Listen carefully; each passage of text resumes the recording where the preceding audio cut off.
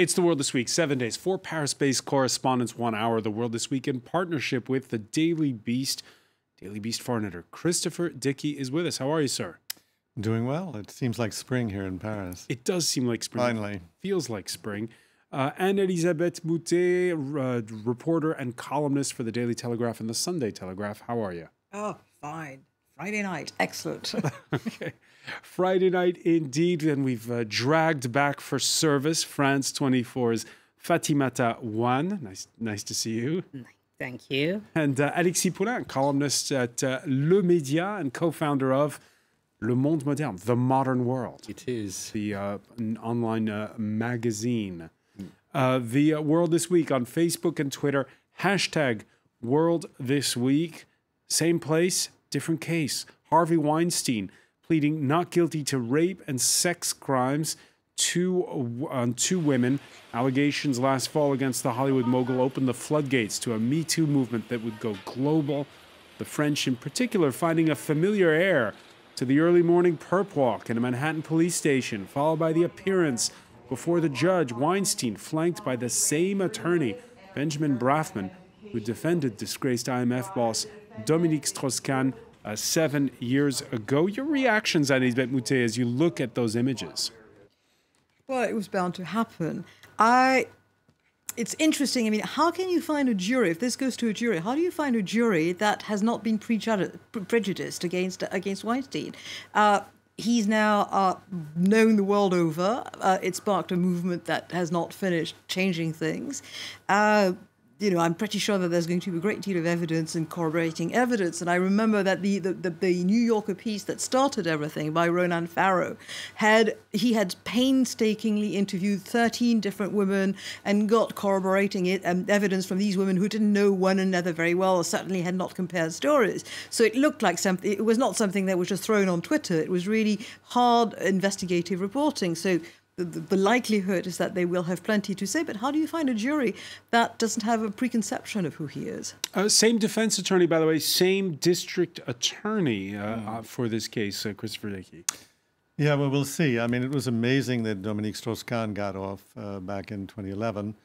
And maybe Weinstein can get off. Maybe there'll be issues here. The issue in the Strauss-Kahn case was that the witness or the victim was not considered to be a credible witness in court. Now, whether that's true of these two women, we absolutely don't know.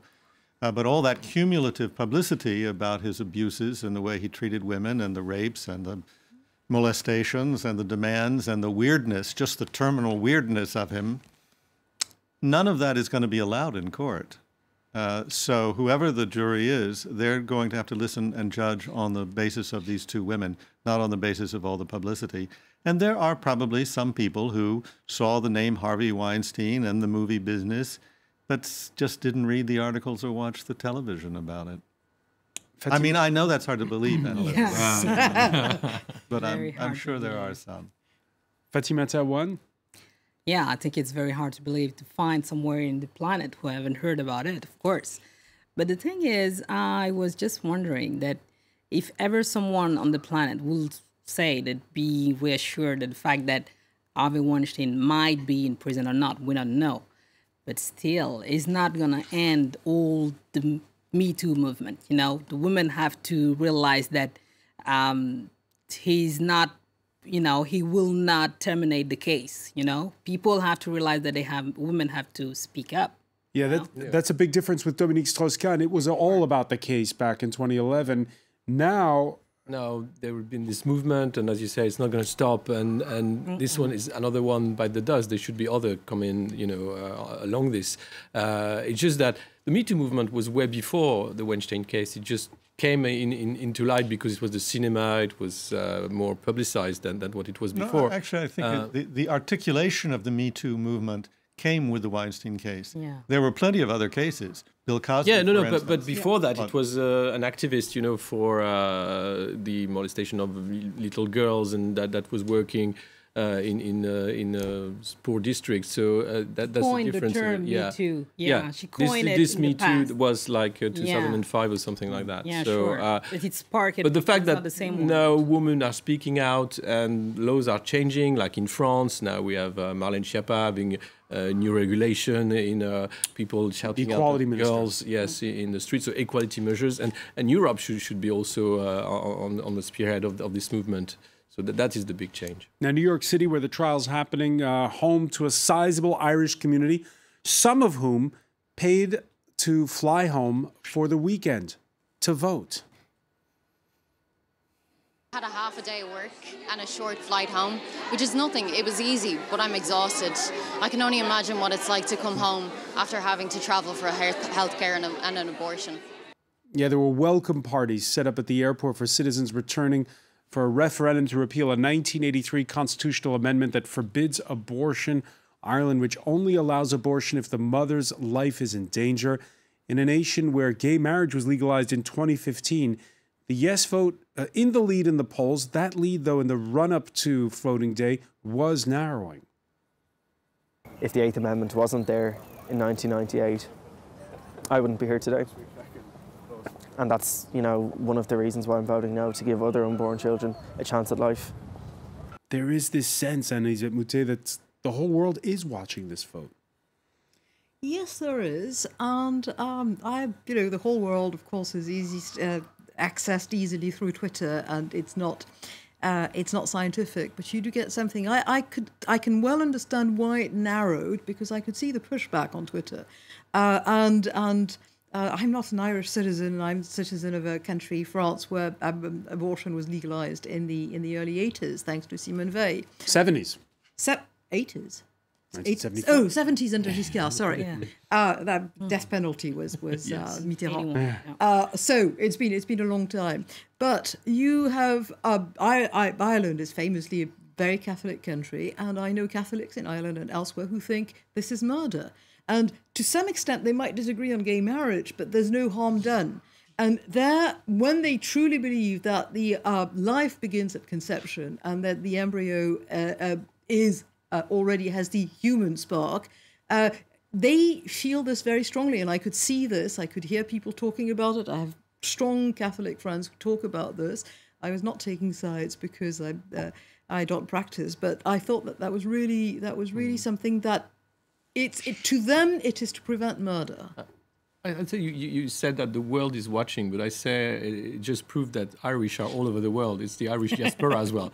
They come in to vote and they live in very different No, but there's a talk of tightening abortion laws in Yes, Poland yes, right now. Poland as well, yes. I mean, Catholic country. It's a Catholic country, yes, because also maybe there's Pope Francis and things are changing within the church. So it's time also to move on. But the debate, as you said, is here. And for some people, even in France, I mean, when we had the movement, Un Papa, Une Maman, that was promoting anti-gay marriage. It wasn't exactly you see that. No, it's different. But it says that about this Catholic mainstream, there are some people who are very into the old ways of the church. Christopher Dickey, Ireland's changing. We saw it in 2015 with the vote on gay marriage. Is the Catholic Church changing? This Pope... It's not going to be changing on that. Absolutely not. I had an interesting talk a couple of years ago with the head of the Pontifical Sciences Institute, very smart man.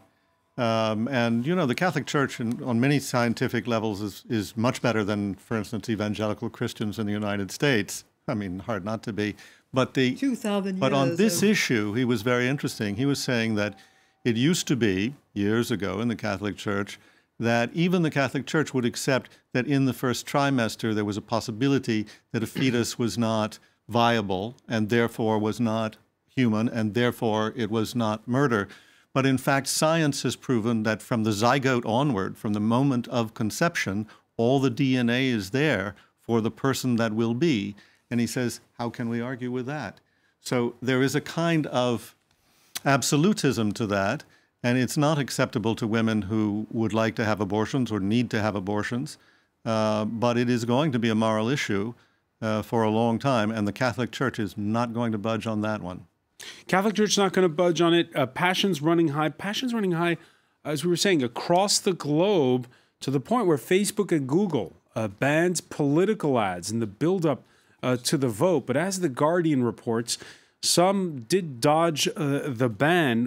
One Danish developer behind a popular mobile game said it was baffled by how Irish players were seeing anti-abortion adverts. And it's amazing, isn't it? This is a nation of 5 million, Ireland.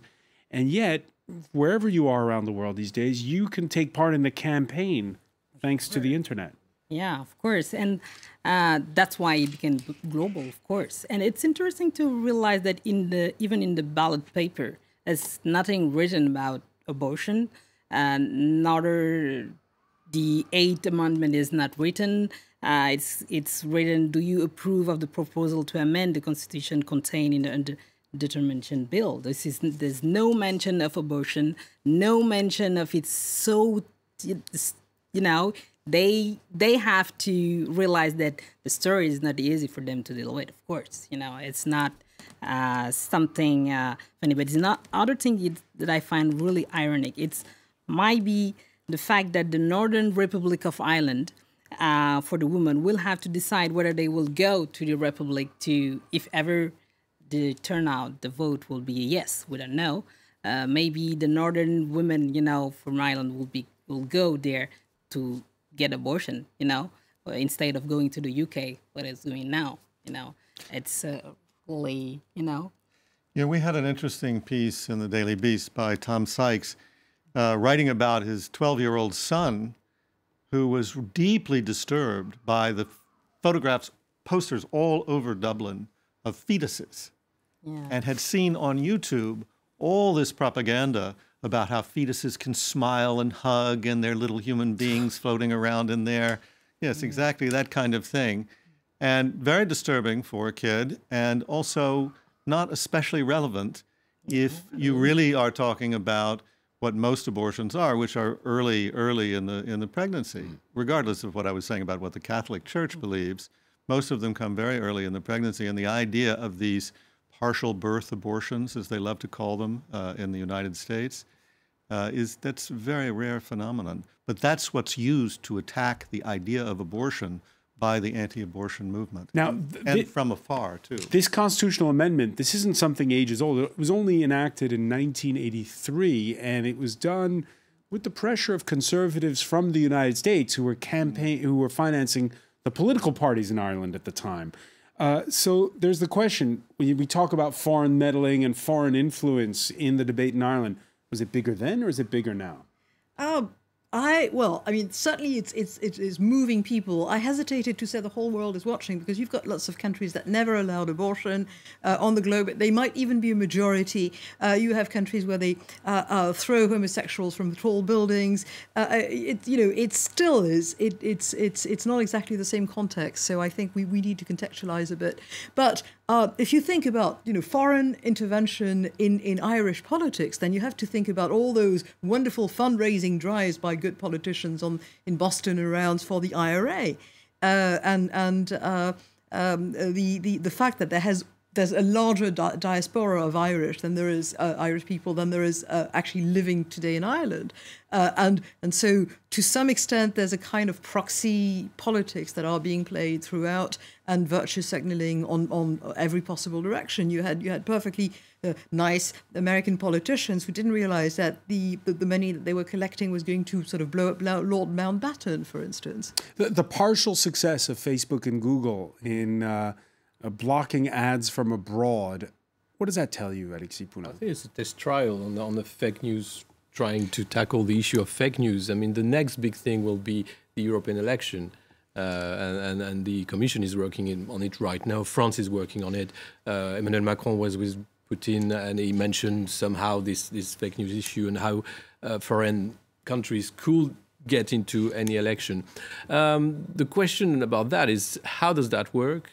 Does it work? And on which ground actually you can pretend? I mean, there is GDPR, this thing about your personal data and things. So things are changing here as well, slowly. So we'll see if there's any difference in what Facebook and Google have made. You mentioned GDPR, yes. the vote in Ireland taking place on the same day that the EU starts enforcing Well, if you're watching from the continent, by this time of the evening, you know what GDPR is. If you've clicked accept enough times on lengthy internet privacy notices all day, it stands for General Data Protection Regulation. New rules, 2 years in the making, by the way. It's not something that was sprung at the last minute. It's getting favorable reviews, we should say, from piracy watchdogs, and even a thumbs up from a familiar face. In terms of GDPR specifically, it's focused on a few principles, right? Control. Everyone needs to have control. There needs to be transparency about how your information is used, and there needs to be accountability when companies misuse that. And these are values that we've always shared. Oh, yeah. Oh, Christopher Dickey? oh. Thanks, Mark. Thanks for sharing. He made those remarks. Fake news. He made those remarks Wednesday before European lawmakers, before traveling on to Paris, where he attended the Vivatech summit. That was Vivatech, I think. That was Vivatech? Yeah, that was Vivatech. And but he made similar statements before the European Parliament. What are your thoughts on the fact that he approves of GDPR and of the new rules? Oh, I think it's sort of like jujitsu, right? He's sort of like going with the flow, and then he'll do whatever he needs to do to make money at Facebook. Although, one does hear that he has toyed with the idea, with now that he's worth $130 billion or whatever it is, of turning Facebook into more of an NGO, a kind of a sort of a charitable organization. I don't think that's true, but you heard that. I was at Vivatech for the last 2 days. It's the kind of thing that people talk about. And I don't think that's going to happen, mainly because his stockholders would all sue the hell out of him if he did it. But he's in a position now where he can be philosophical about these things. He doesn't really need another $130 billion. He just needs to have the respect of the world, which is what he's trying to get. Yeah, moving on into the Zuckerberg Foundation. Yeah, I think exactly. that's the next step. Is like, okay, Facebook is old enough, and All right, we do a fair share of bashing of the EU on this show. Has it been a good week in that respect? yes, of course. I mean, the whole thing about the EU that protects citizens' rights, and we have difficulties to prove things, and GDPR actually comes from EU, and now we are managing somehow to impose that on the US and US companies. Of course, it's going to be very difficult. It's a long way, but you see that they have to act. They have to do something. The Google, the Facebook. Now you have President Macron saying, I will make anything possible to make them pay their bills and the taxes in Europe. So they have to behave, these guys. They had 10 years, 15 years like of freedom, pure freedom. The big monopolies that were used to be the oil monopolies, were the data monopolies. Of course, this time is over, and things will change. Slowly, surely, there's a lot of campaigning, pretending to be good, tech for good, the summit. I can't see a Palantir can be tech for good. You hear that, Elisabeth? Europe's a force for good here, right? Well, I still haven't forgiven the EU for the right to forget, or to have your name forgotten and wiped out. Part of the package. And yeah, well, yes, exactly. And the instinct is, let's control all this. Is this top-down control is you want to be forgotten, and you have the means to be forgotten, and whatever thing that you've dabbled in, it became illegal to mention, so that you need to use sort of strange ways in order to access the internet from somewhere else than Europe. And so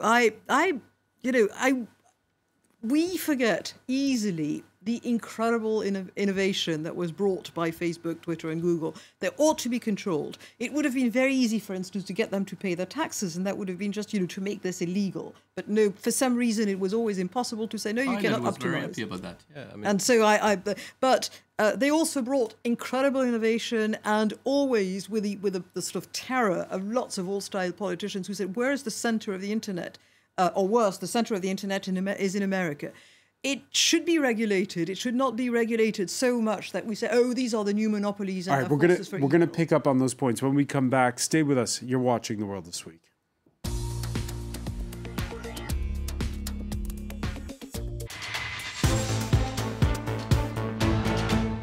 Welcome back, or welcome if you're just joining us. It's The World This Week. The World This Week in partnership with The Daily Beast. The Daily Beast foreign editor Christopher Dickey is with us. Also joining us, Anne-Elisabeth Moutet of the Daily Telegraph and the Sunday Telegraph. France 24's Fatimata Wan and Alexis Poulain of Le Média and Le Monde Moderne, the modern world. Yeah, the modern world, which I remind people is not just a song by The Jam. Many thanks for being with us. Facebook, we were talking about it just before the break with these new rules coming in place in Europe. Is there outsized influence on social media on things like the Ireland abortion campaign? Facebook, the weapon of choice for the partners in an unlikely, unprecedented populist coalition that this week struck a deal to govern in Italy. I want to update you on everything we are doing. This is the rooftop operation. We find a different rooftop every day, so at least we are quiet. It's just me and you, without journalists, photographers, nosy people or cameras. You hear that, Christopher Dickey? I'm sorry. Yes? He doesn't need those nosy people with cameras. No, because he can take his message directly to the people on Facebook. This is the great virtue of social media. No matter how untrue the message is, no matter how incendiary it is. And, you know, Salvini is a terrible racist. He's a really, really sinister character in Italian politics. And there's just, he's got an open forum to talk to the people. And there are enough people who respond to that to put him now in a position to make the government of Italy. You said just before the break, the great innovation that is social media. What do you think when you see, you know, Salvini addressing that message and, well, trying to put us journalists out of a job? For years, you had lots of people trying to do that in various ways, and it never worked. And I can't help thinking of the last 60 or 70 years in Italy, of the fallen governments of Bettino Craxi, who was so corrupt that he finished his life in Tunisia because otherwise he was facing a jail for a very long time. Italian politics have been the story of one failure after the other, sometimes comical and sometimes absolutely tragic, like the death of Aldo Moro. People vote for this because they feel, frankly, that they can't trust anybody else. It's sad that it's Salvini, but it is explainable, and I don't think it's a question of social media. I think social media is today's way of getting there. But when you had Berlusconi, when you had all the people before, when you had every possible somebody, the great white hope, you know, the man who was supposed to be the Italian Macron, Matteo Renzi, complete failure, cannot manage to show anything. It is perfectly understandable that they voted for these people. Fatima Tawan? Yeah, but still, I mean, this guy is dangerous. Let's say it straight. I mean, he's trying to govern Italy. How dangerous can he be? Well, I mean, it's very That's so cynically British. Yeah, but that is the argument. That is the argument that's been made. That actually the Italian institutions, in the end, even if he does become the interior minister and tries to deport 500,000 migrants, yeah, good luck. He'll get worn down by the bureaucracy and the system. It's not about, yeah, sure. I think it's not so much about what's going to happen in Italy, because these two, like Salvini and Di Maio, they will never be together agreeing on a lot of things. So, of course, it will be impeachment. It's for Europe that is very questionable. Like, if we lose Italy as a member of Europe, or if they get like onto the borderline of saying Eurozone, Euro no more, or we don't want to pay, or Italixit, like Brexit, then we lose Europe. It's not Greece that we have here. Yet the debt is immense, and they have like 300 billions of debts, public debts. But and not the people, foreign held. Foreign held. No, it is by Europeans, but about three. So let me ask you on that. Italians Alexis than Poulain, on Europeans. Thursday there was this meeting of finance ministers from the Eurozone, and they were wagging their finger, of course, at Italy. Italy was thinking of having as its finance minister Mr. Savona, who was against the Maastricht Treaty. Yeah, of course. And Mr. Savona is like an 80-year-old reactionary that will be useless, and Salvini will be behind this. And really, it's to push Brussels to the edge and saying, if you don't believe, and the Lega, the party of Salvini, is all about this power struggle and saying, if you don't listen to me, if I don't win the game, then I blow the thing up. Yeah, because Italy, don't forget, is the fourth largest economic country in the Eurozone. And a bankruptcy of Italy is not the same value like the Greece It's bankruptcy. the debt of the euro. Yeah, that's the major concern here. I mean... Are we crying wolf, Christopher Dickey? No, well, no, I don't think so. I think the problem is that what you see with these populists again and again, their basic philosophy, and Alexis was alluding to this, is the old slogan, rule or ruin. Yeah. That's really what they are about. That's what they're about. And getting back to the question of social media, one of the things that social media have done, the idea of social media, the good news about social media, is supposedly that you would get unfiltered information, that it wouldn't have to go through those cynical journalists who are going to judge what was true and what was false and try and balance things out. No, you will get unfiltered information. What has happened, in fact, is that you have gotten lots of fake news, erroneous information. People go into their silos of truth, which isn't true at all, whether left, right, center, wherever they are, and they don't get any kind of filtered information that actually gives them a true picture of what's going on. What we've seen, and we were talking about this at VivaTech today, is an ongoing assault, sometimes intentional in the case of Russian interference with the American elections, sometimes just by the nature of social media, an ongoing assault on the idea of truth. And the idea Italians have a word for it, bufala. Bufala, yes. But Italians already had that. They didn't need social media to bring it in. But social media make it much worse. Yeah, Berlusconi was the first. I mean, using TV as being the TV candidate. And the whole five-star movement is about saying vaffanculo in Italian to the Italian people. And look, people don't like journalists, people don't like politicians, people don't like lawyers.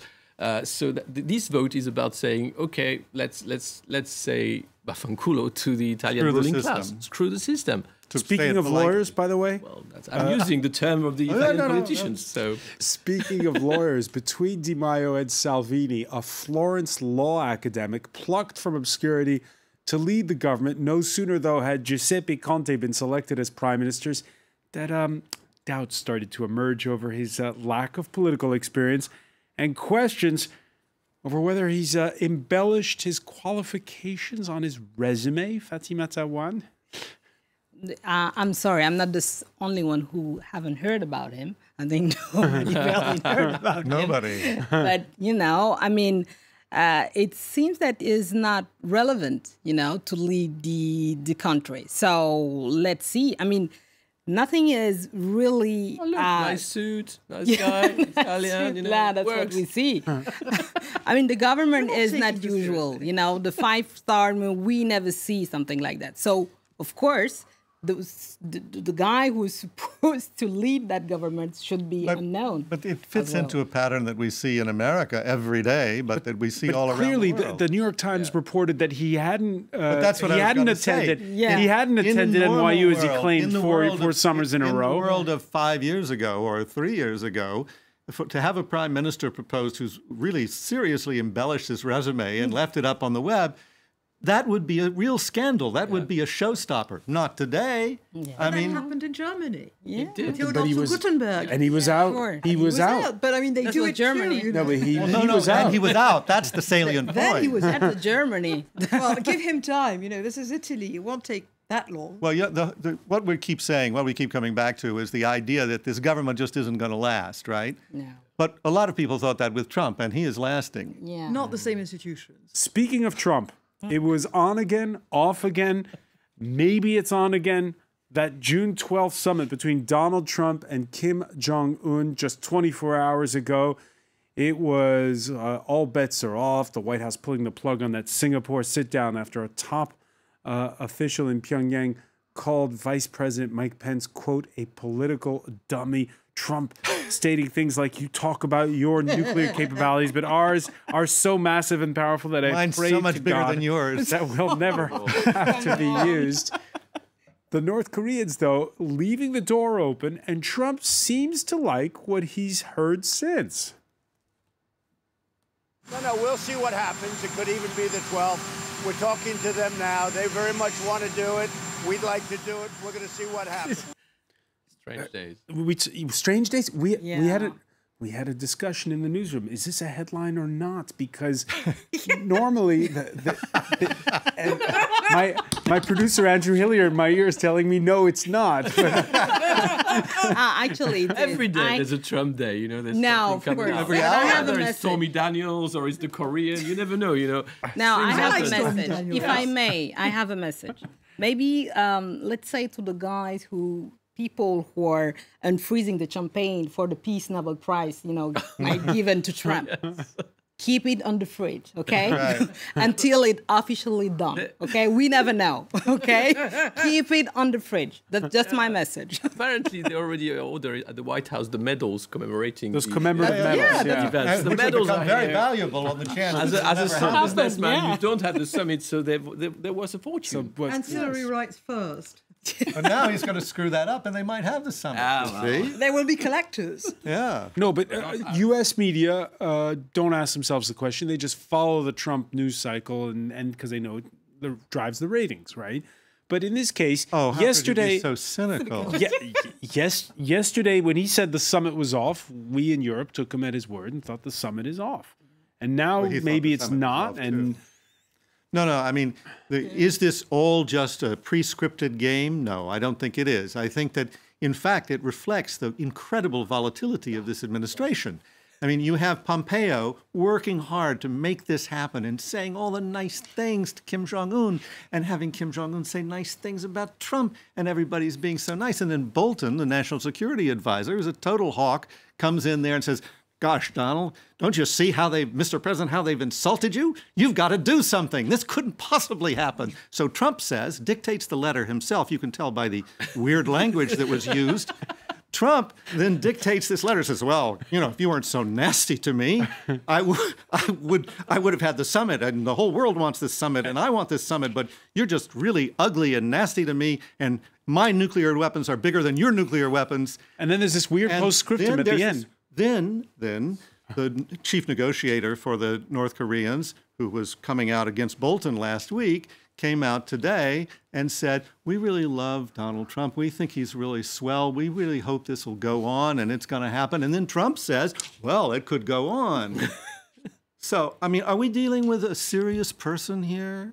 We're dealing with the people in charge. Whether they're serious or not is almost irrelevant. Yeah. You know, they are the ones who actually have been, well, Kim Jong-un certainly not elected, but Trump was. So, Elisabeth, is this entertainment, the or support is of this his because we're people. talking about threats of nuclear war? It's both. and It's the we're Hunger we're Games, it's, laughing about it comically, but should we be so glib? It's a different way of playing, you know, of locking horns. And it certainly is this, you know, you've got the two really strange characters, and that's the way they do it. But behind, you've got grown-ups, because I think Pompeo and Bolton are actually grown-ups. I mean, you know, the jury might be out for Bolton, but no, you have grown-ups in around Trump, and you know, we have to negotiate this. It's part of what we've dealt, and we have to deal with it. And I think that Trump certainly coasts on, you know, he reacts. He's very reactive, and he's transactional. So all of this is thrown at him, and then he throws something back, and the Koreans are on, you know, they're caught on the left foot because they're on the back foot because they don't know what to expect, which maybe when we're negotiating with a regime like Kim Jong-un. And as far as that's all I can say, we don't know. And I know more serious people than I am who think that, you know, that's all we can say at this stage. It might even work. Yeah, in fact, it gave me a chance to write a headline I'd always wanted to write, which is, it ain't over till the fat leader sings. All right, talk about a literary giant. For more than half a century, Philip Roth regaled us with the hard-boiled trials and tribulations of characters who struggle with their upbringing, their environment, in a tribal America that's always in flux, always fascinated. The novelist who grew up in a Jewish community in Newark, New Jersey, passed away this week at 85. His breakout 1969 novel, Portnoy's Complaint, shocked because of its graphic depiction of sexual frustration. It also highlighted the struggles of characters who weren't just intimate. They could, at times in his novels, be social and political. In 2009, Portuguese television asked him about one of Roth's best-selling later novels, The Plot Against America. I have Charles Lindbergh, the great aviator, become the ultra-right-wing president of the United States. So I thought when I did this that if I'm going to have this historical event, which is utterly false, I'll have a family that's utterly true. And what I'll do is I'll try to imagine what each of my family members would have done if Lindbergh had been the kind of president I have in the book. They remain non-fictional, in spite of being a fictional story. Real toads in an imaginary garden. And Elisabeth, this was a great writer who actually invested so much of himself when he wrote those books like a journalist. Great writers tend to do that. You have, you always have someone completely dispassionate and you can't tell the person, and you've got this finished, beautiful, crystalline work and you don't know who wrote it to some extent. But especially in America, especially with this background, especially in the 60s, it was part. I don't think you could exist today. I don't think you could. First of all, you get the entire Me Too movement against a pot noise complaint, and there's a whole generation of Roth and Updike and other writers, Norman Mailer, some of Norman Mailer, and all of this is. There's another giant who died last week. And I was going to say Tom Wolfe. And this is when we realize that we're getting old, because we remember those times and they're so different from what we have now. And it was not clinical, it was passionate, and it was unironic in some ways and very funny in others. And it's a combination that you do not see anymore. You see the exact opposite today. Would you say he chronicled his era? Yeah, but I think this is something that's important to understand about him that was pointed out by Pierre Assouline, a friend of mine and a very, very good literary critic here in France, which is that you had this sort of triumvirate of writers, Bernard Malamud, Saul Bellow, and then Philip Roth, who essentially took Jewish life in America and turned it into a larger metaphor for life in America and for the uncertainties and difficulties of life in America. And I think that really was what came through and sort of opened the way, not just for their own literature, but for a whole large segment of American culture. I mean, I think it wouldn't be too difficult to trace a line from Portnoy's Complaint to Seinfeld, for instance. I think it's you can sort of see this opening up of culture that way. And I think all of that was very important. But I think he needs to be looked at in that context, not just in the context of American life. Fatimata one? Yeah, I would say that Philip Roth is maybe the writer who portrays as best, what anti-Hollywood America is. It's not, he's a new portrayal of America, deeper. Because the America you were exposed to growing up was the America of Hollywood, isn't it? Of course. And reading, Philip Roth made me think another way around. Maybe love America in another way, with the failures, with the complexity, knowing better of the Jewish community, and also realizing how could it be to be a male, white male, which of course I'm not, struggling with some needs or something else with the ages, because I actually read Philip Roth from the beginning to the end. I mean, I just read the last one. So I just realized that he gave up to the word what is to be essentially a human being at core, a man, a white male, and a Jewish, etc., etc. He's, for me, one of the best. The extrapolation of that, going from being not just a Jew, but being an American. And he was the front page of the French broadsheet of record Le Monde the other night. His death. He was on the it's not just America as being a human being, but I think the question about this giant dying is like, can we have novelists in the age of Snapchat? Of course we do. Yeah, we need them, but can we have them anymore? Of course we have. We'll see if we get things like that. But it's terrible. But you see anything now with the blogs first, and everything tends to be me, and I'm not interested into like the general picture. That's what I'm saying. It's getting complicated for novelists. Me. I mean, you could certainly say that about many novelists and poets, but you could. But it's that it is so ephemeral. Yes. It's that. Whether it's even an email, but certainly if it's Snapchat, if it's Twitter, if it's whatever, it just tends to go out there and disappear. This is my feeling of this moment, and it doesn't create a coherent body of work. But, you said, I grew up with Hollywood and then I discovered something else, but Hollywood used to be like that in the 60s and 70s. You had Elia Kazan, you had Milos Forman when he was in America. You had so many filmmakers who made such interesting and complex movies. I'm thinking of Arthur Penn. I'm thinking of Little Big Man. I'm thinking of all of that. The Robert Redford, the early Robert Redford movies. And it changed. It was changed by Star Wars and the Avengers, but it used to be complex and interesting. And when wonderful, and we must. Oh, come on, they're pretty complex and interesting. You haven't seen Infinity Wars? The last one's very complex. Yes, even in there. They kill my darlings. It is horrible. we're gonna have to leave it there. Elisabeth Boutet, Alexis Moulin, Christopher Dickey, Fatima Tawad. Stay with us. Media Watch is next.